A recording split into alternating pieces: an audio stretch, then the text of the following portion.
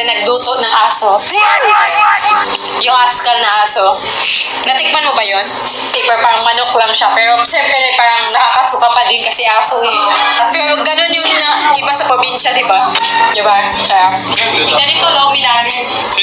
Sa Bisaya. Lasang manok lang talaga. Manok naman talaga. Ano to? Color ni Waffle to! Ha? Look!